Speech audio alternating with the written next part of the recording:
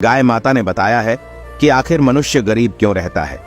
दोस्तों, आज की कहानी में मनुष्य के गरीब होने के 3 कारण बताए हैं और यह कारण आज कलयुग के समय में सत्य है। तो दोस्तों, आज की यह कहानी बड़ी ही ज्ञानवर्धक और बड़ी ही प्रेरणादायक है। आज की इस कहानी को सुनने के बाद में कोई भी मनुष्य कभी गरीब नहीं रहेगा। दोस्तों, ये कहा जाता है कि गाय को मनुष्य के कल्याण के लिए माना गया है। दोस्तों, कहा गया है कि जब देवता और असुरों के बीच में समुद्र मंथन किया गया तो उस समय कई रत्न उत्पन्न हुए थे और उन्हीं में से एक रत्न गाय माता भी बताई जाती है। प्रिय दर्शकों, कहा जाता है गाय माता को 33 कोटि देवी देवताओं का आशीर्वाद प्राप्त है और ये माना गया है कि समुद्र मंथन से उत्पन्न गाय माता को मनुष्य के कल्याण के लिए कलयुग में भेजा गया है। दोस्तों, इसी प्रकार आज की इस कहानी में गाय माता ने 3 बातें बताई हैं और वास्तव में यह 3 बातें मनुष्य के कल्याण हेतु ही बताई गई है। इसलिए आज की इस कहानी में गाय माता के द्वारा बताई गई इन 3 बातों को सुनने के लिए आप सभी दर्शक इस कहानी को पूरा जरूर सुनिएगा। तो दोस्तों, आज की ये कहानी गाय माता की कहानी है और इस कहानी को आप सभी पूरा सुनिएगा। दोस्तों, आइए आप सभी का ज्यादा समय विलंब ना करते हुए आज की इस कहानी को शुरू करते हैं। तो दोस्तों, प्राचीन समय की बात है। एक छोटे से नगर में एक किसान अपनी पत्नी के साथ रहता था। किसान के घर की स्थिति बहुत खराब थी। किसान बहुत गरीब था। दोस्तों, किसान की पत्नी को एक छोटे नवजात शिशु की प्राप्ति हुई थी, एक पुत्र की प्राप्ति हुई थी। और जिस समय किसान को पुत्र की प्राप्ति होती है तो किसान बहुत प्रसन्न होता है, बहुत खुश होते हैं और उनके घर में पुत्र प्राप्ति होने की वजह से खुशहाली आ जाती है। परंतु दोस्तों, जब किसान का छोटा सा नवजात शिशु धीरे धीरे बड़ा होता जाता है तो उसे दूध की अधिक आवश्यकता होती है और किसान के घर में ऐसा कोई पशु नहीं था कि जिसकी वजह से किसान उस पशु का दूध निकालकर अपने उस बेटे को, अपने उस पुत्र को पिला सके। तो दोस्तों, उसके बाद में किसान इस बात को लेकर बहुत सोचता है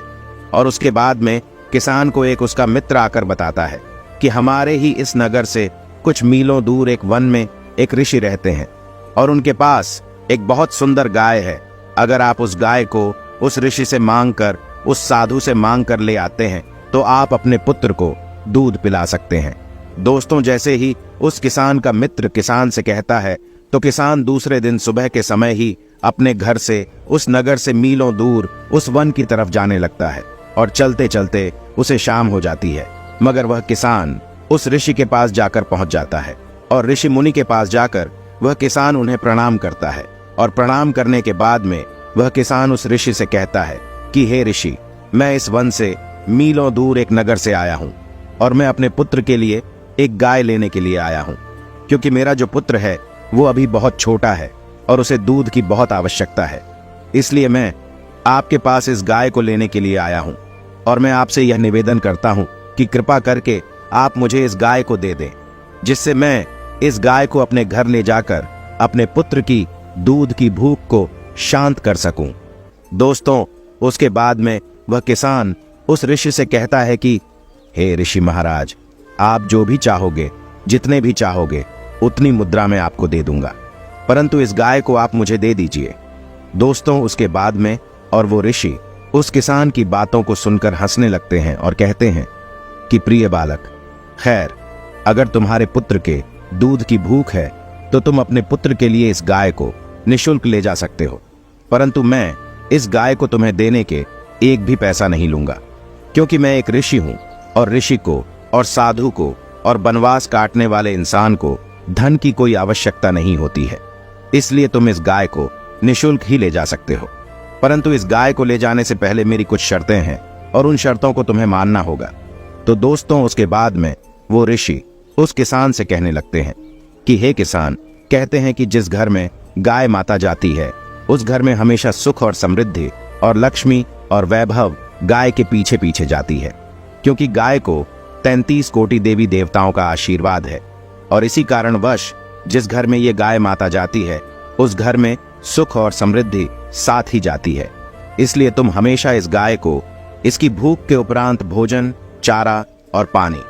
और इसके रहने और बैठने की व्यवस्था समय समय पर और ठीक ठाक रखना। दोस्तों उसके बाद में वह ऋषि उसे कहते हैं कि हे किसान, ये भी कहा जाता है कि जिस घर में गाय माता जाती है उस घर में कभी भी धन की कमी नहीं होती है, क्योंकि जिस घर में गाय माता जाती है उस घर में गाय के पीछे पीछे रिद्धि सिद्धि के दाता और भाग्य का विधाता जाता है, यानी कि माता लक्ष्मी के मानस पुत्र भगवान श्री गणेश जी भी जाते हैं। इसलिए तुम इस गाय को रोज सुबह उठते ही एक रोटी अवश्य खिलाया करना। अगर तुम इस गाय को रोज सुबह उठते ही एक रोटी खिला दोगे तो उससे भगवान श्री गणेश तुमसे प्रसन्न हो जाएंगे, जिससे तुम्हारे घर में कभी भी धन की कमी नहीं होगी और तुम्हारा दुर्भाग्य समाप्त होकर तुम्हें और तुम्हारे घर को सौभाग्य की प्राप्ति होगी। दोस्तों उसके बाद में वो ऋषि उस किसान से कहते हैं कि हे किसान, अगर तुम इस गाय को अपने घर लेकर जा रहे हो तो कभी इस गाय का तुम शोषण करने के बाद में इसे छोड़ मत देना। कहीं तुम इस गाय को अपने घर ले जाने के बाद में और इसका फायदा उठाने के बाद में, यानी कि जब तक ये दूध दे और जिस दिन दूध देना बंद कर दे तो उस दिन इसे छोड़ मत देना। अगर तुम ऐसा करते हो तो उसी दिन से तुम्हारे बुरे समय की काली बच जाएगी। दोस्तों यह बात कहकर वो ऋषि उस किसान को जाने के लिए कहता है और फिर वह किसान अपने पुत्र के लिए उस गाय को लेकर अपने नगर की ओर आने लगता है। और फिर वह किसान जैसे ही अपने घर आकर पहुंचता है तो वह किसान उस गाय माता को हरा चारा खिलाने लगता है और उसे एक अच्छी और स्वस्थ जगह पर और एक पानी के स्थान पर बांध देता है। दोस्तों उसके बाद में वो किसान उस गाय की खूब देखभाल करता है और वह गाय उस किसान को दूध देने लगती है और वह किसान उस गाय के द्वारा दिए गए उस दूध को अपने बेटे को पिलाकर अपने बेटे की भूख शांत करता है। दोस्तों जिस दिन से वह किसान उस गाय को अपने घर में रखने लगता है और उसकी देखभाल करने लगता है, उस दिन के बाद से ही उस किसान के अच्छे दिन आने लगते हैं और वह किसान देखते ही देखते पूरे ही गांव में धनवान होने लगता है और पूरे नगर में बहुत अच्छा एक घर बना लेता है। दोस्तों जिस दिन वह किसान अपने किसी कार्य को लेकर घर से बाहर जाता तो वह अपनी पत्नी से इस बात को बोलकर जाता कि गाय माता को किसी चीज की कमी नहीं होनी चाहिए। दोस्तों इस तरह वह किसान गाय माता की खूब देखभाल करता और गाय माता उस किसान को जागृत रूप से परिचय देती रही। परंतु दोस्तों फिर एक दिन की बात है, वह गाय दूध नहीं देती है। जिस दिन वह गाय दूध नहीं देती है तो वह किसान कुछ नहीं सोचता है और सोचने लगता है कि हो सकता है कि कोई भी कारणवश गाय ने आज दूध नहीं दिया हो। परंतु दोस्तों जैसे ही दूसरा दिन आता है तो उस दिन भी गाय दूध नहीं देती है और देखते ही देखते गाय दूध देना बंद कर देती है। दोस्तों जैसे ही गाय दूध देना बंद कर देती है तो वह किसान धीरे धीरे गाय की ओर से लगाव कम करने लगता है और गाय के पास जाना तक छोड़ देता है और ना ही गाय को सुबह सुबह रोटी खिलाता है बल्कि स्वयं खाना खा लेता है, परंतु गाय को चारा तक नहीं देता है। दोस्तों उसके बाद में जब गाय माता को समय समय पर भोजन नहीं मिलता है तो गाय माता बहुत ज्यादा कमजोर हो जाती है और फिर एक दिन वो सेठ गाय माता के पास आता है और गाय माता को देखकर बहुत क्रोधित होता है और गाय को अपने स्थान से खोलकर जंगल की ओर जाने लगता है और जंगल में जाकर के छोड़ देता है। दोस्तों उसके बाद में उस दिन वह किसान उस गाय को जंगल में छोड़कर आ जाता है और फिर जैसे ही घर आता है तो उस किसान का जो पुत्र था, जैसे ही किसान आकर देखता है तो किसान का पुत्र बीमार हो जाता है। दोस्तों जैसे ही किसान का पुत्र बीमार होता है तो उस समय किसान के पास बहुत धन होता है, तो उस समय किसान अपने पुत्र को एक अच्छे वैद्य के पास लेकर जाता है और वैद्य के पास ले जाकर वैद्य से कहता है कि हे वैद्य महाराज, मेरे पुत्र का स्वास्थ्य बहुत खराब हो चुका है, आप चाहो जितना धन ले लेना मगर मेरे पुत्र को कुछ भी नहीं होना चाहिए। तो दोस्तों जो उस किसान का पुत्र था उसकी हालत बहुत ज्यादा खराब हो जाती है और वैद्य उस किसान से कहता है पैसा धन बहुत चाहिए। तो दोस्तों उस सेठ किसान का जो धन था, वो सारा धन, जितना भी उसके पास धन था, वह सारा धन उसके पुत्र के इलाज में लग जाता है। उसके बाद भी उसके पुत्र की स्वास्थ्य में कोई सुधार नहीं आता है और फिर अंत में वह वैद्य और धन के बारे में बोलता है। तो किसान सेठ अपने द्वारा बनाए गए उस घर को भी बेच देता है और अपने पुत्र के इलाज में लगा देता है। दोस्तों उसके बाद में वो किसान सेठ पूरी तरह से बर्बाद हो जाता है कंगाल हो जाता है और फिर उसका पुत्र ठीक होता है और वह किसान सेठ अपने पुत्र को लेकर अपने घर, अपने नगर की ओर आता है। तो उसके पास कोई घर नहीं होता है और ना ही धन होता है। तो वो किसान पूरी तरह कंगाल हो जाता है और अपने पुत्र को अपने पुराने घर, अपने पुराने झोपड़ी में लेकर चले जाता है और वहां पर जाकर रोने लगता है और बहुत उदास होता है। दोस्तों, उसके बाद में वह किसान सेठ समझ जाता है कि ये सब मेरे ही कर्मों की वजह से हो रहा है। तो वो किसान सेठ उस गाय माता को ढूंढने के लिए जंगल की ओर जाता है और जंगल की ओर जाकर देखता है तो उसे वो गाय माता दिख जाती है और गाय माता से जाकर वह किसान क्षमा मांगने लगता है और गाय माता के पैरों में गिर जाता है। और उसके बाद में वह गाय माता उस किसान से कहती है कि हे बालक, जैसा करोगे ठीक वैसा ही पाओगे। दोस्तों, उसके बाद में वो किसान गाय माता से माफी मांगने लगता है और फिर गाय माता किसान से कहती है कि हे किसान, हे दुष्ट, अगर ऐसी ही बात है तो मैं तुम्हें आज 3 बातें बता रही हूं और इन 3 बातों पर तुम्हें आज के बाद हमेशा अमल करना है। तो दोस्तों, उसके बाद में गाय माता उस किसान को 3 बातें बताने लगती हैं और कहती हैं,